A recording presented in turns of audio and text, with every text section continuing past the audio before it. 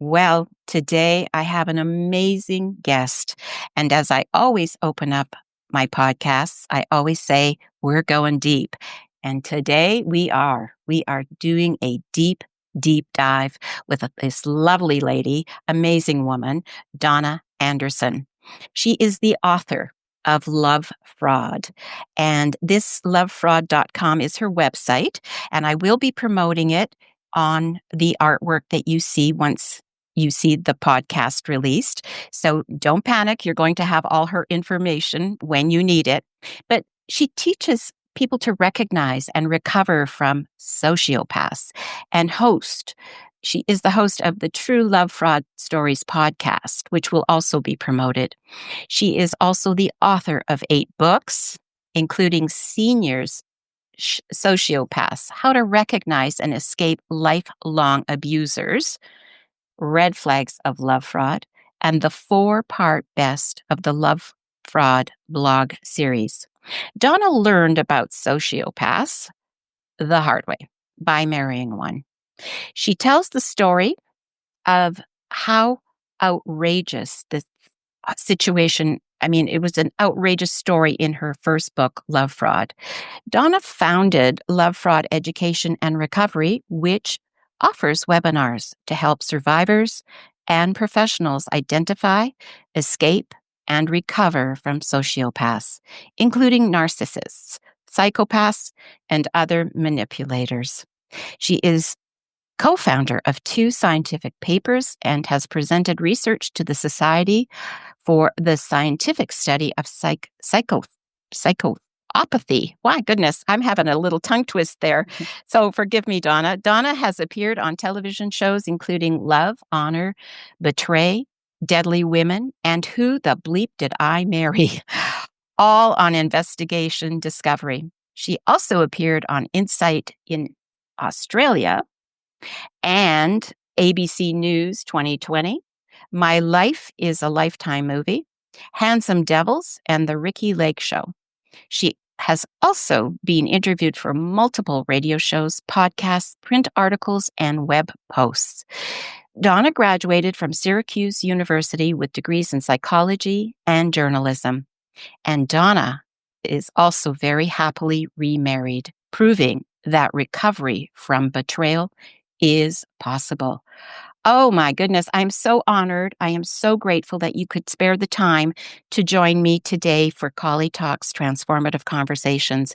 Welcome, Donna. Welcome, welcome, welcome.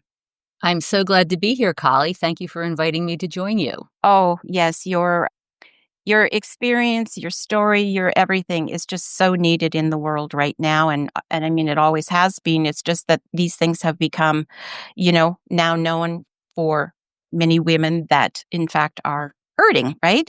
So you became a leading voice in helping people recognize and recover from sociopaths. So Wait. that's okay. Can That's you okay. do a pause? It's okay. Yeah. We're I don't good. know. Somebody's at the door. Okay, that's okay. We'll just start. Let me see. Sorry, Okay. I'm sorry. Nope, that's fine. All good. We do it raw and real here, so it's not a problem. We will just keep rolling when you get back. It's called life happens, right, people? Life happens while we're making plans or while we're doing other things, and everything happens for a reason. So Donna will be back with us in a moment. She's just getting a parcel or getting some information, or I don't know, maybe getting some visitors. We'll just take it as it comes. And I know that when she returns, she will have a lot to offer in terms of the information, in terms of insights, in terms of what she's been through and how she can assist others, such as yourself, that may be going through this or have already gone through it and are on the other side of it. So I'm just excited to have her.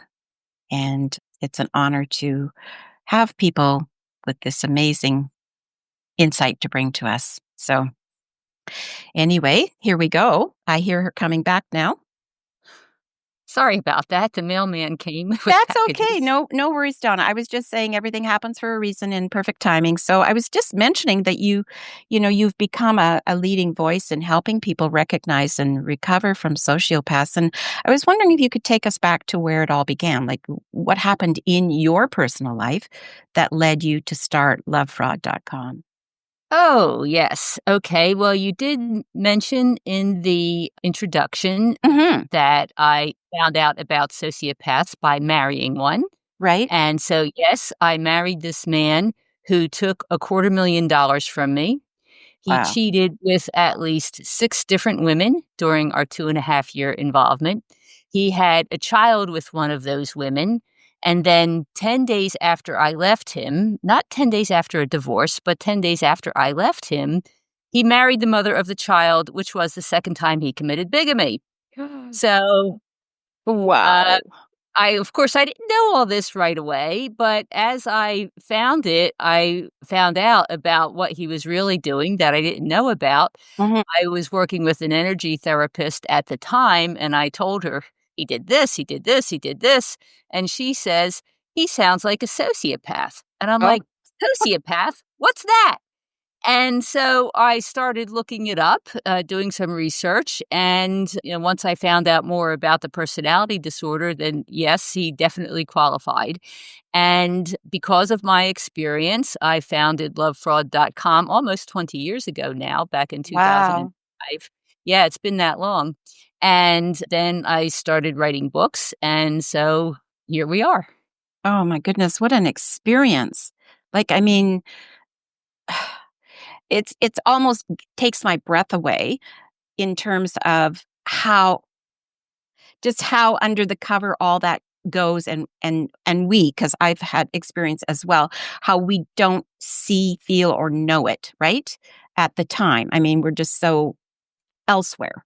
And Well, yes, and this was, as I said, well, I started Love Fraud 20 years ago, so this mhm, happened. I met the man in 1996, right, and that was before there was, like, functional internet. I mean, right. we had a little bit, we had AOL. In fact, I met him on AOL, love it AOL, one of Mhm, those. mhm, But at the time, there was no way to research anybody, right, like there is now.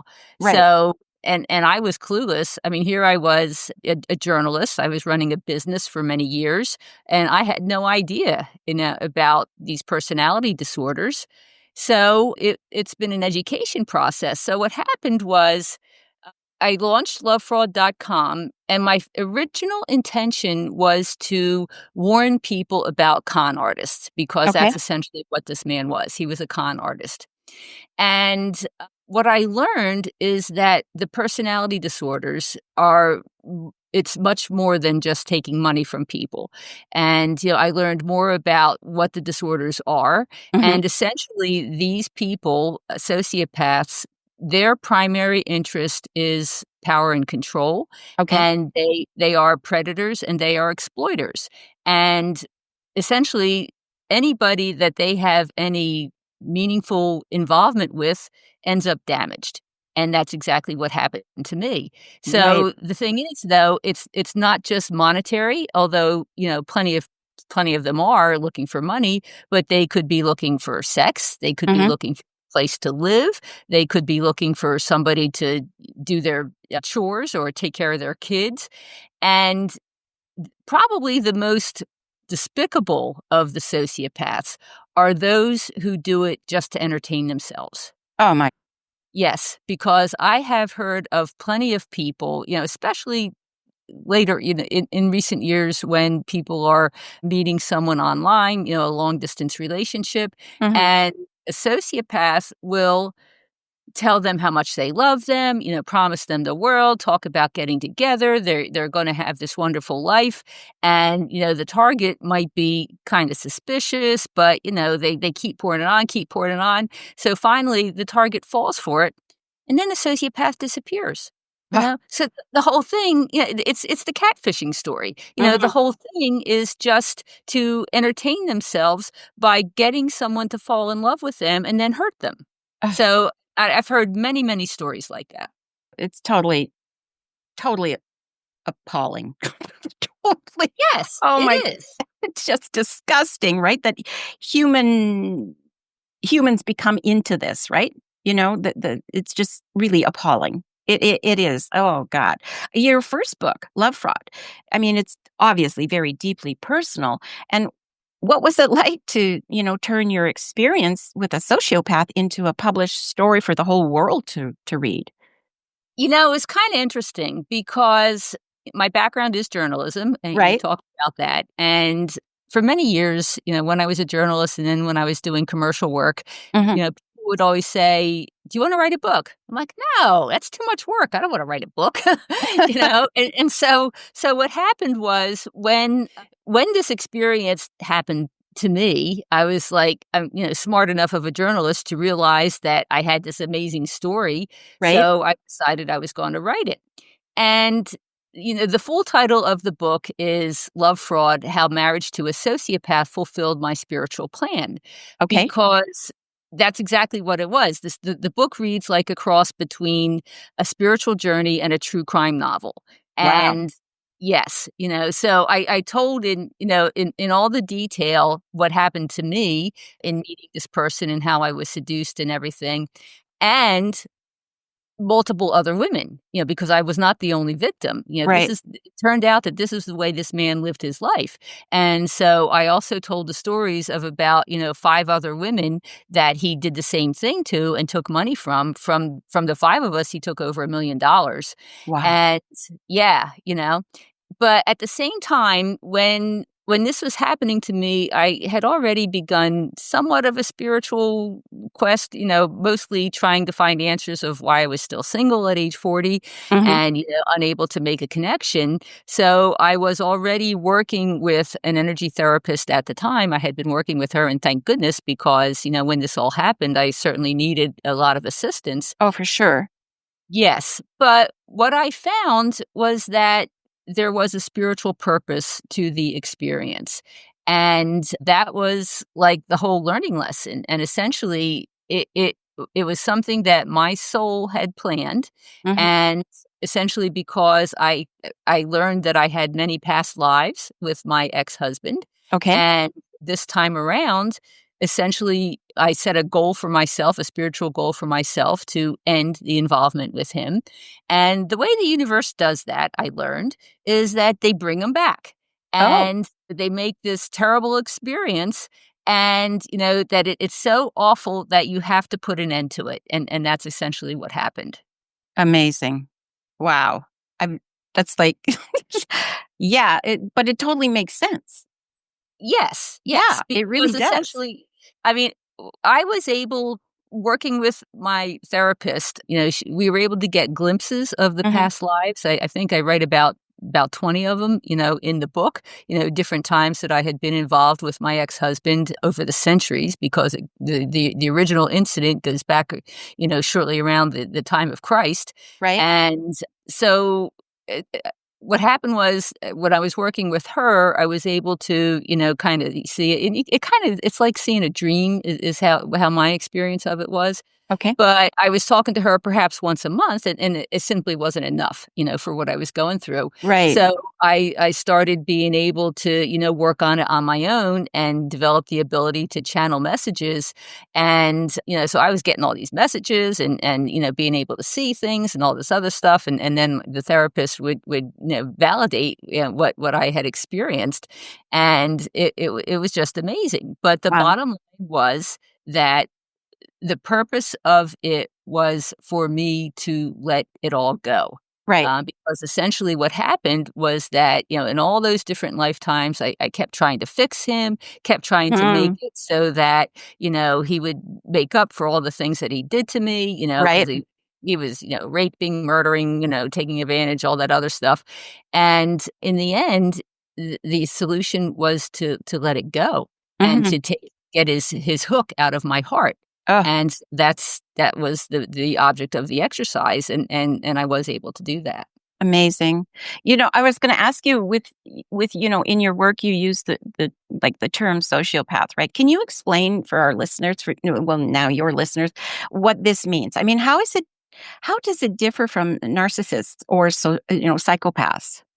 Okay, well, here comes all the confusing definitions. Yeah, please Uh, help us out here. okay, so the bottom line is that the mental health profession does not necessarily agree on what to call people and, what terms to use and how the diagnostic criteria should be described. Okay. So the word sociopath originally meant anything unstable and difficult in social relations, anything deviant in social relations, somebody who had problems, with other people. That was the Mhm. original meaning of the term when it was coined back in 1930. Oh, okay.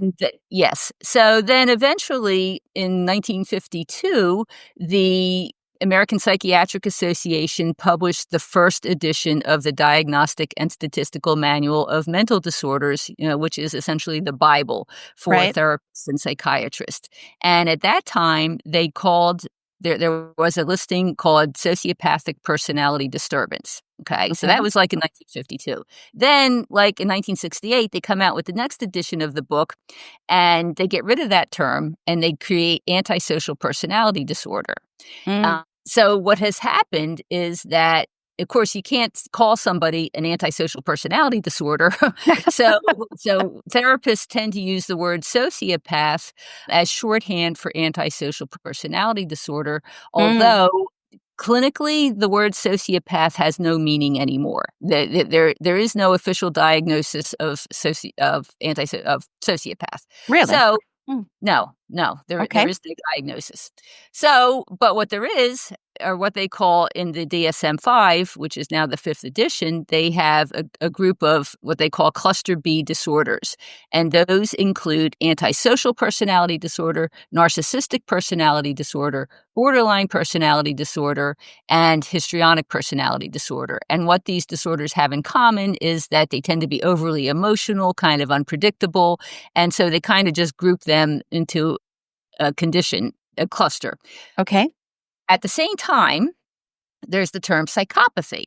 And so that word was also used back in for a long time. They used to call it actually, they called anything psychopathology. So that gets all confusing too. Right. But psychopathy was used in the research field. So there was a guy by the name of Dr. Robert Hare who Yes. developed. Okay, you may have heard of him. He was Mhm. Canadian.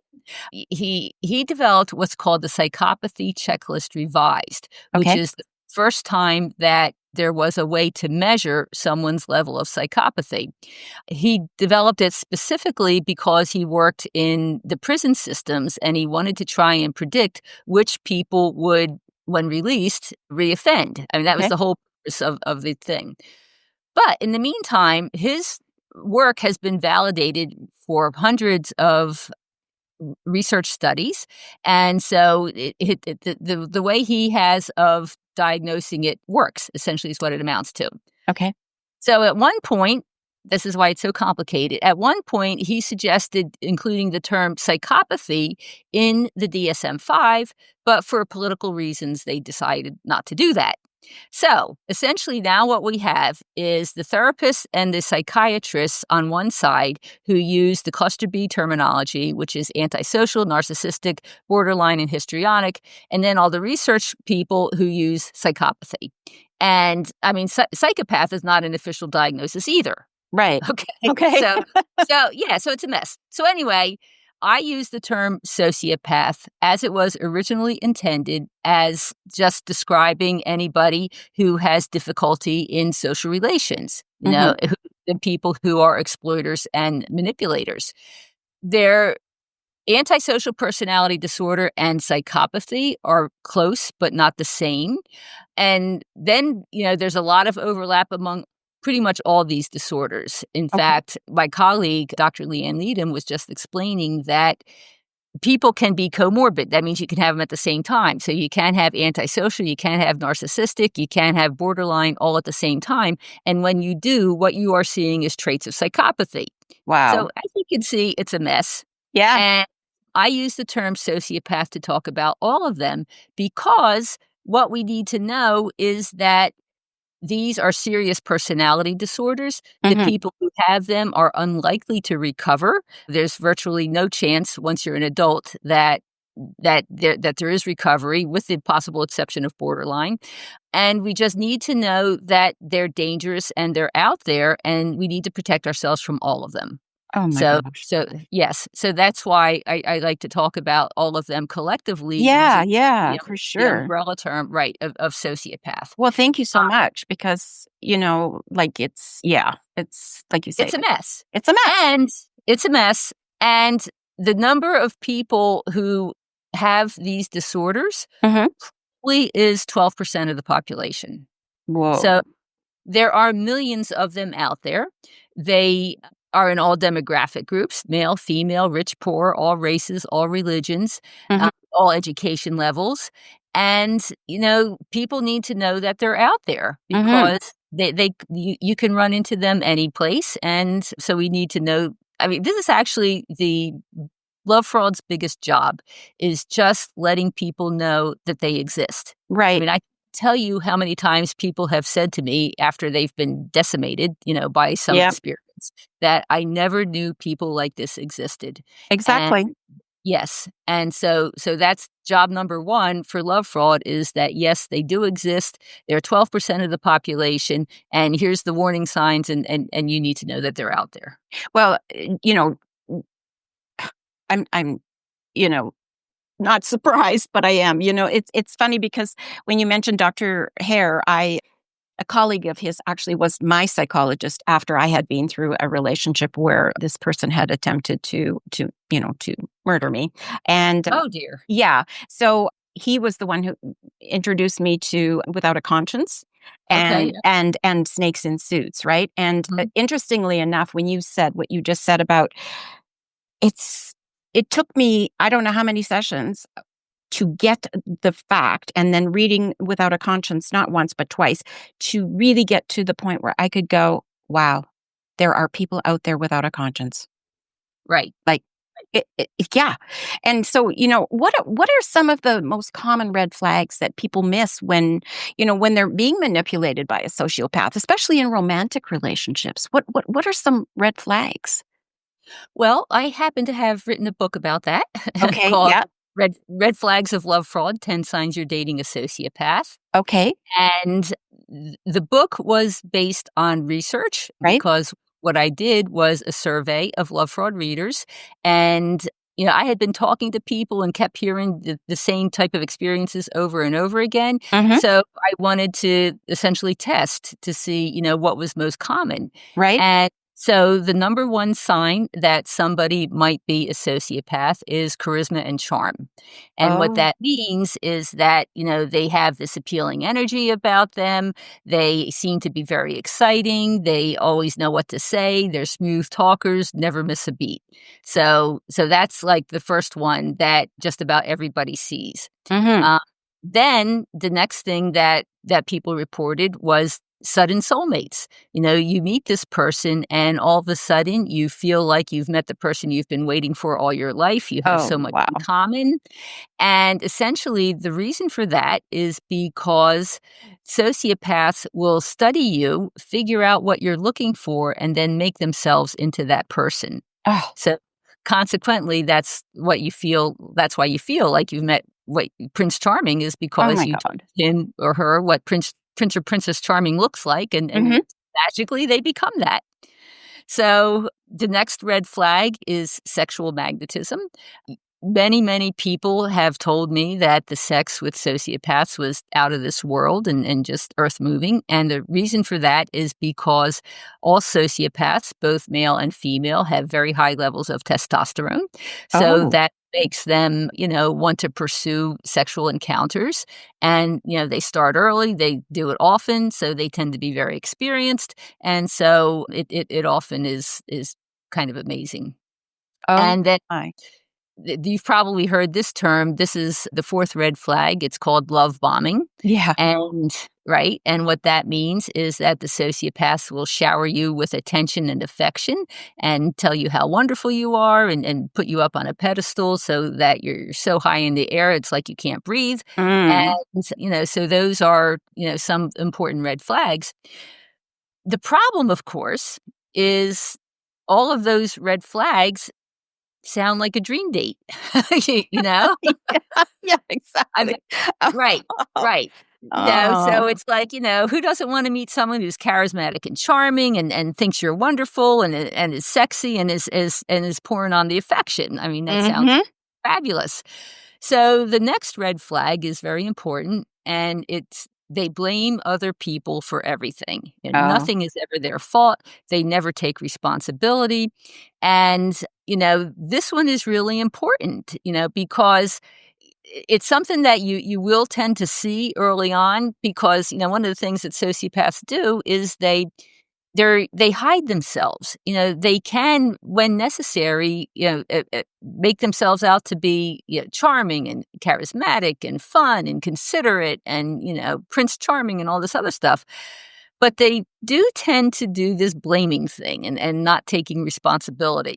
Mm. So, and I've got, 5 more red flags, but the idea is that you kinda need to see the whole pattern. Right.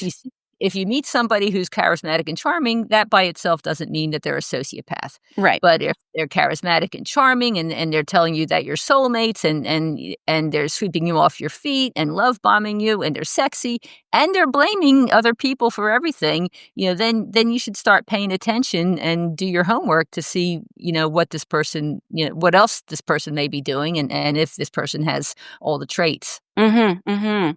And run. Yes. Yeah, exactly. Yes. You with the authoring of 8 books, which is amazing, congratulations, and a 4-part blog series on these topics. For someone, just starting to suspect, right, that they may have been targeted, where would you recommend they begin? Well, I would suggest that they go to Love Fraud, and Mhm. I have a checklist on Love Okay, Fraud, okay. and they can just do the checklist, and I think it's got about 30 items on it, and if you see, like, most of the person you're involved with has most of these traits and characteristics and behaviors, then you might be dealing with someone who's disordered. Okay. And with senior sociopaths, right? You dive into lifelong abusers. What makes these individuals different? Like what are the long-term patterns of harm they cause? Well, the reason that I wrote this book, Senior Sociopaths, is because the conventional wisdom in the mental health field is that sociopaths burn out, by the time they're 40. Oh. Not true. Mhm. Okay. I mean, my ex-husband was 55 when I met him. Oh, And then, I was with him for 2 years and he took all my money and then I divorced him. And then he did the same thing to multiple other women after me. right. So, yeah, the guy never stopped. And I was hearing the same thing from other people as well. So again, what I did was a survey, an internet survey on SurveyMonkey, and I had I think it was close to 2,200 responses on this. And I Wow. specifically asked about people's observations of someone who they suspected was a sociopath and was age 50 or older.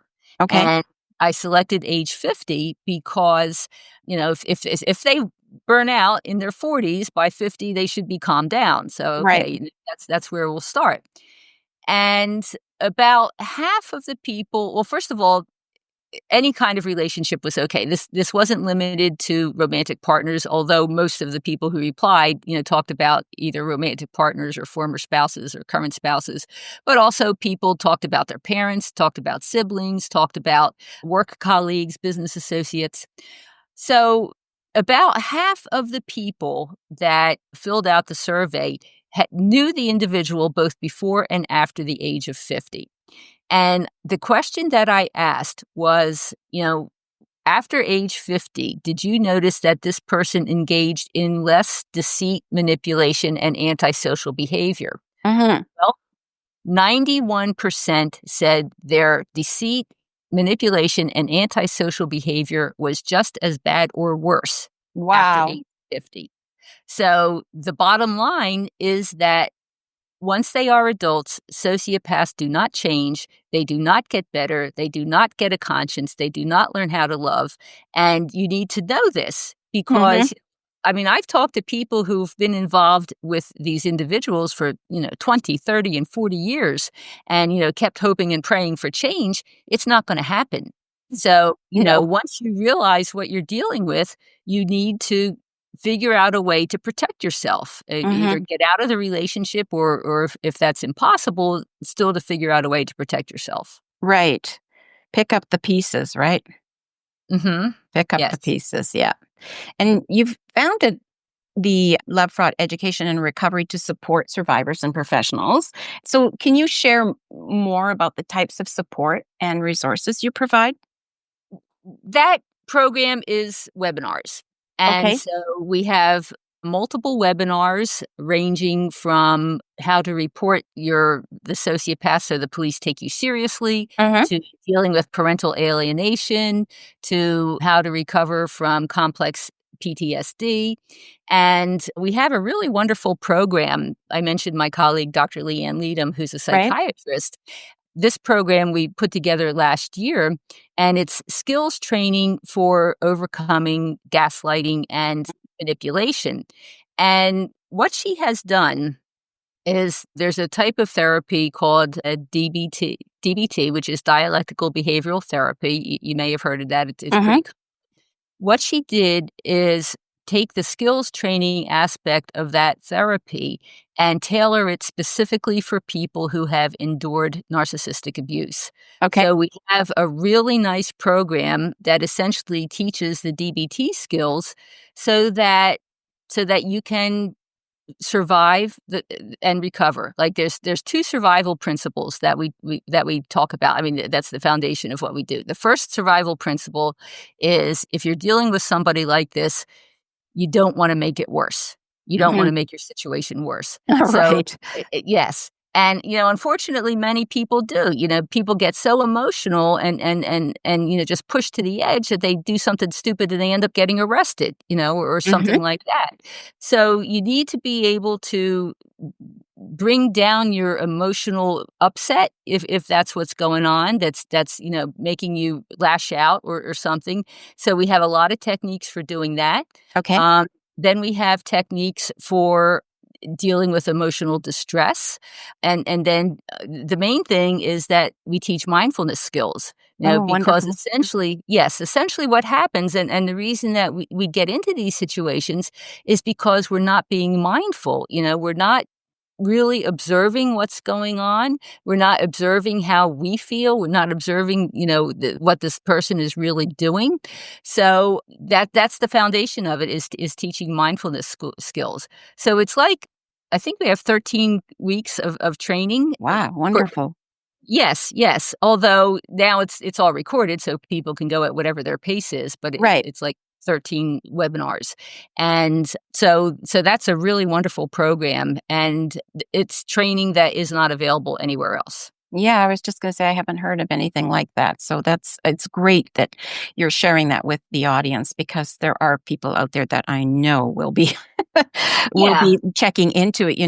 And I was gonna ask you, Donna, with regards to, you've had so many public the public appearances from the Deadly Women to 2020. What for you has been most impactful that or surprising even as, media experience for you?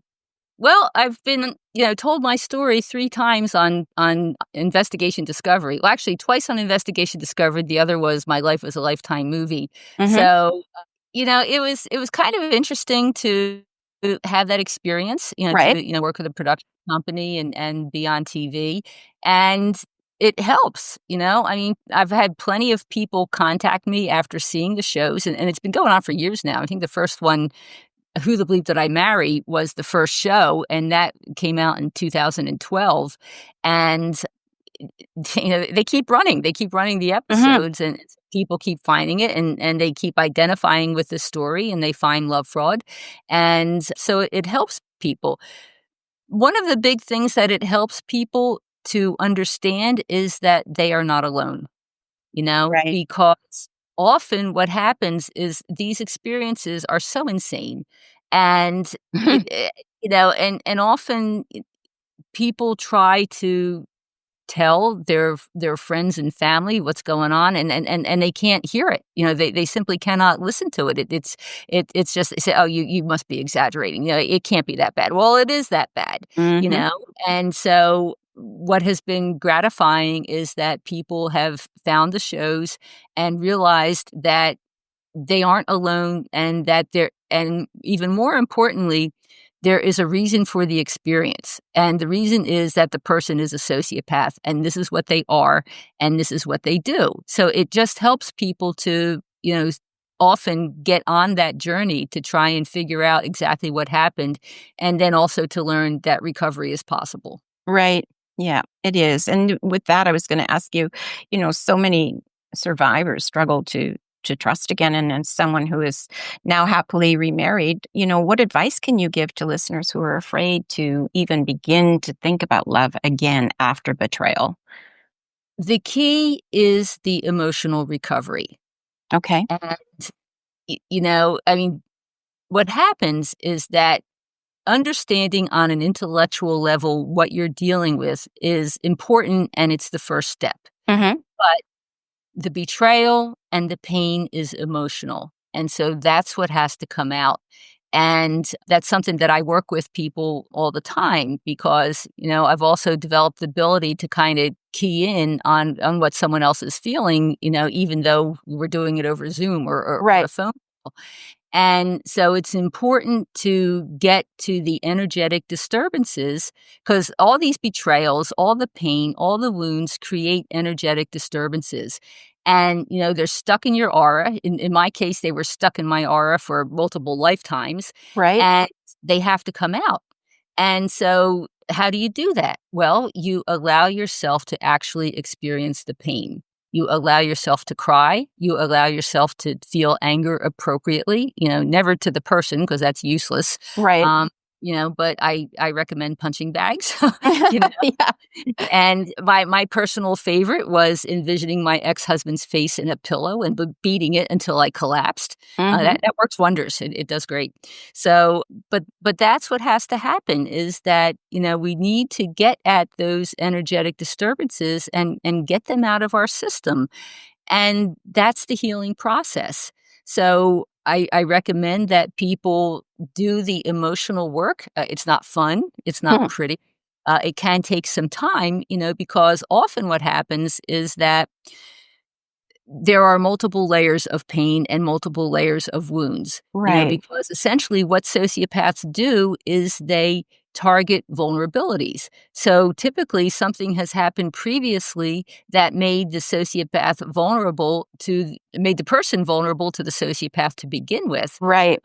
I find that lots of people have had previous dysfunctional marriages, dysfunctional relationships, and also many people realize that they've gotten involved with somebody who was just like their mother or father. Hmm. So there are plenty of disordered people, who have these childhood experiences and they're, those wounds are very deep and Oh, for they're all sure. hanging around. Yes, they're all hanging around in the aura, just like the more recent ones.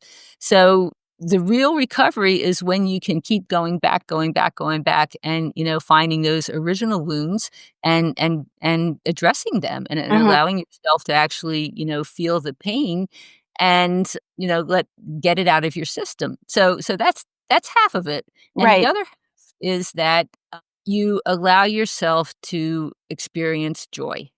So, Oh, on the one hand, you want to be getting the pain and the negative energy out of your system, but as you release that energy, it kind of creates a void. So, you want to fill that void with anything that brings you joy, anything that brings you wonderful. happy. I Yes. And love it. yes, Yeah, yes, yes. absolutely. And I would think that, the joy has been something that was missing in that person's life for a very long time, or they wouldn't have filled it up with the other, right?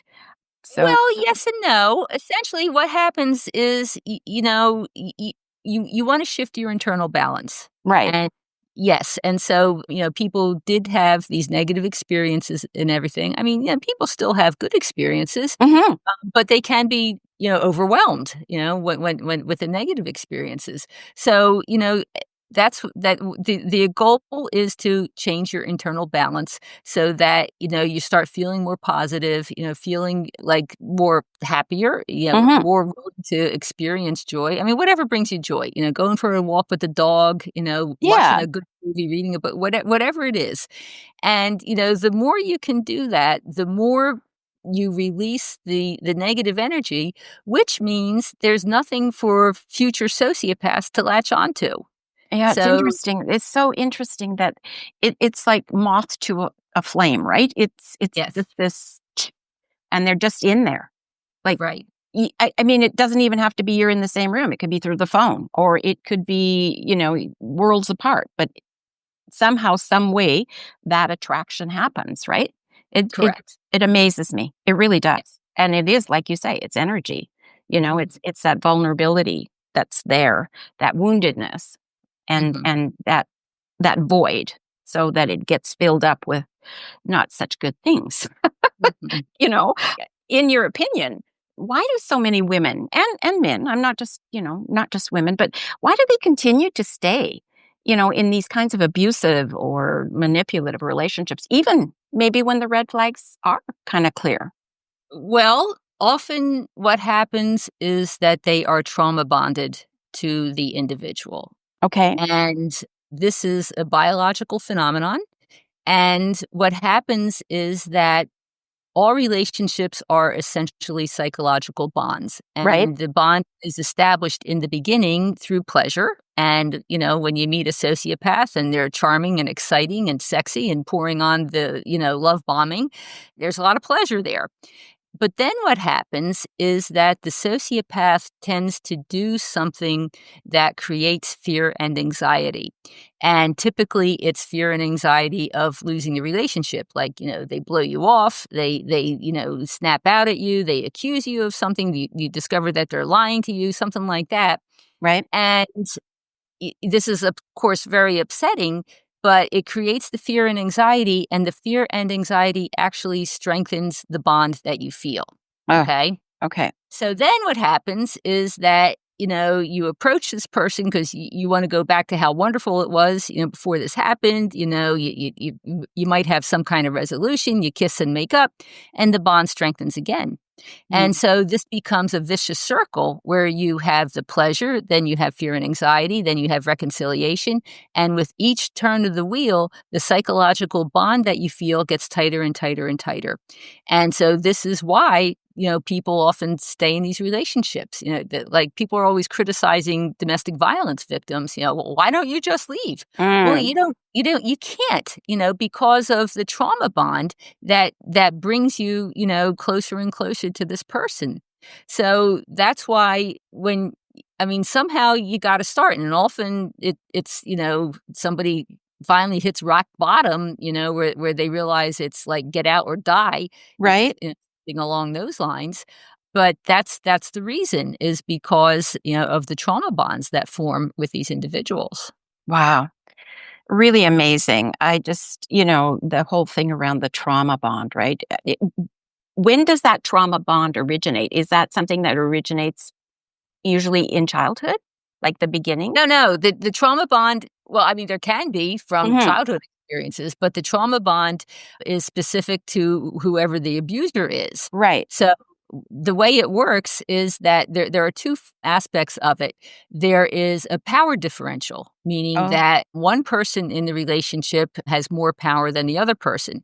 And okay. typically what that means is that one person is less invested in the relationship and more willing to walk away, which Mm. is typically the sociopath. So the other person, really wants the relationship and will do whatever they have to accommodate and appease and something like that. So that's the power differential. Then the other thing Oh, that happens is intermittent reinforcement.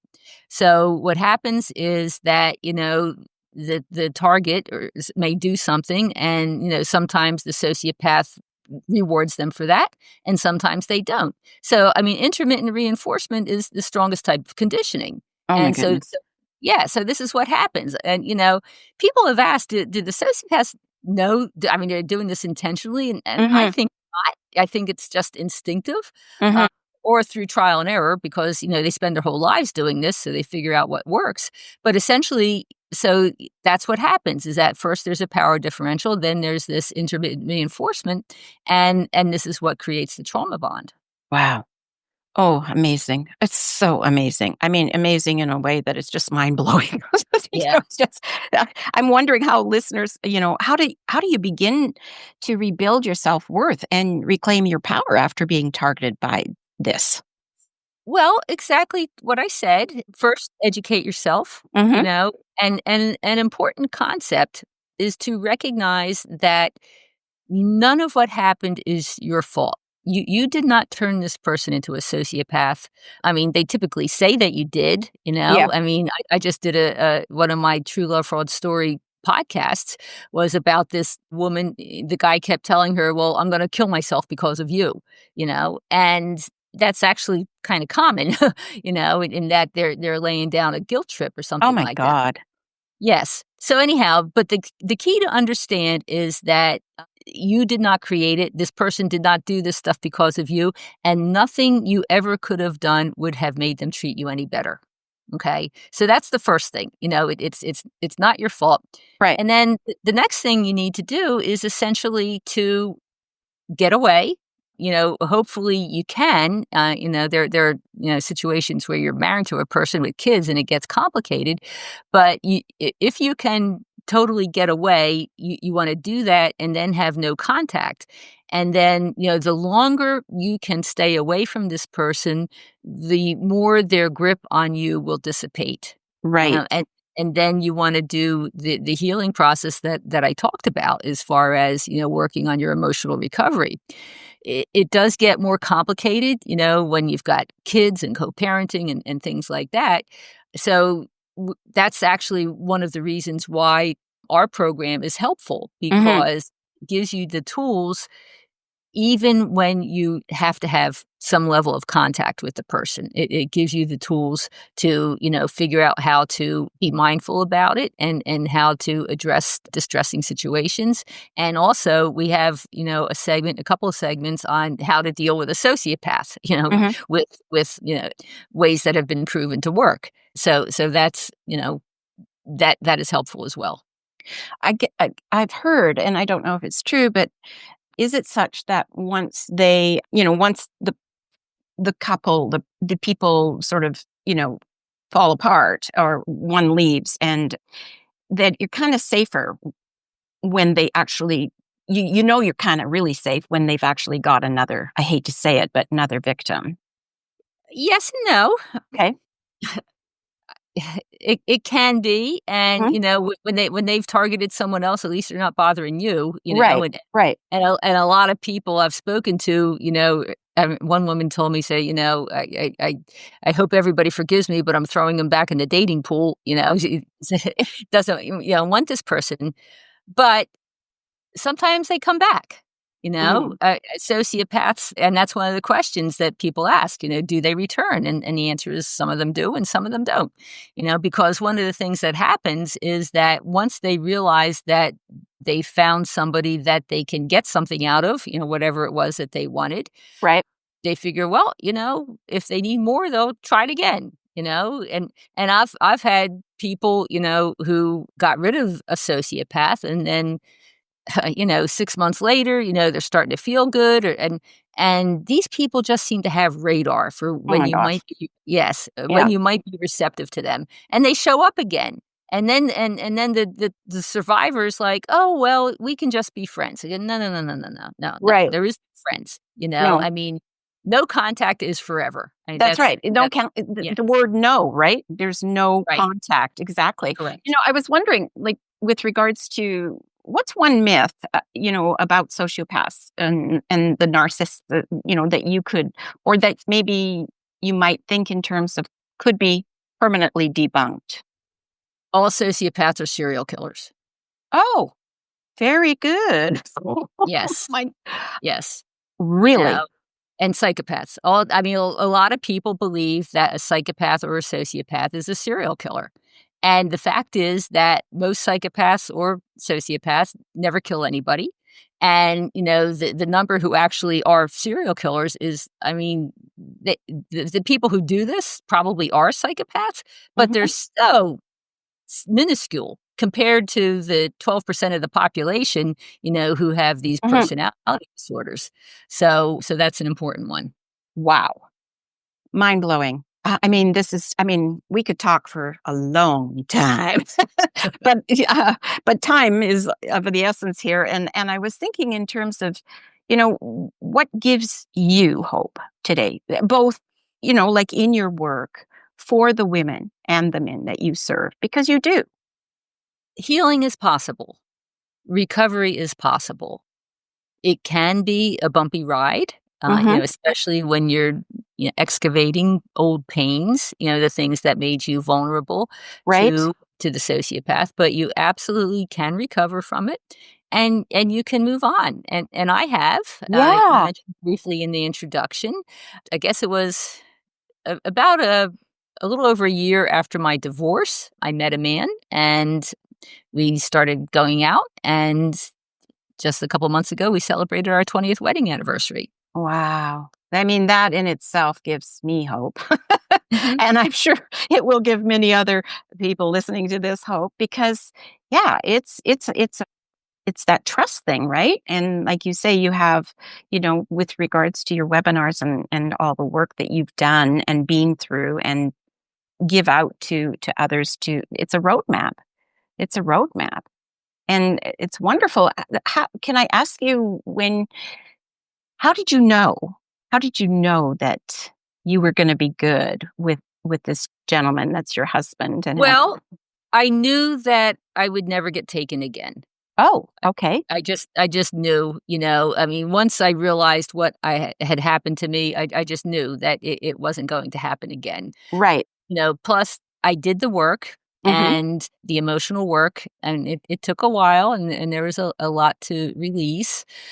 So he was cool. My husband Terry, he was just wonderful. And in fact, we met at a bar in Philadelphia. I went with my sister, Mhm. and he kind of, the place was packed, and he waved us over and bought us drinks and everything, and my sister left, and I said, "Okay, goodbye," and I closed the bar, which I hadn't done in years. Good conversation. Yeah, and so, he was just a regular guy, and on our first date, we actually went to a fancy restaurant in a casino in Atlantic City, and so we sat there in the banquette, and I told him my story. He almost fell out of the banquette, or at least he ordered another martini, I guess. Um, but it didn't scare him off, you Oh, know? And so, later on, we had more dates and we got together, but essentially he admired my strength in overcoming this. And so, we kept hanging out, and here we are after 20 oh. years of marriage. That's just so heartwarming. I love it. I just really love it because, I do know of other women and that have been through horrific experiences and they just have some of them have such a nasty vibe about ever getting involved or trusting or and I can't wait to share not just this podcast but your information with them because it does give hope. We are meant to love and be loved, right? And so Yes. very Yes. heartwarming that you Yes. have that experience and that you have that to share with others, especially because of what you've been through and overcome. And now what you do, it's just so needed in the world because more and more I am, running into women that have not had great experiences. Yeah. So I really honestly am so grateful that you took the time to be with me today. And for our audience, because it is our audience now, I'm really looking forward to sharing you with our audience and they'll be able to get in touch because I will have all the information about you where they can reach you and how they can contact you. so Okay. so yeah, thank you so much, Donna. It's just been really a very heartwarming experience and one of true hope. really. Well, thank you so So, much, oh, Colli. yeah, absolutely. I appreciate it, and it's my honor to talk to you Oh, thank you and your so much. audience. And we will talk again. We will. Thank you so Okay. much.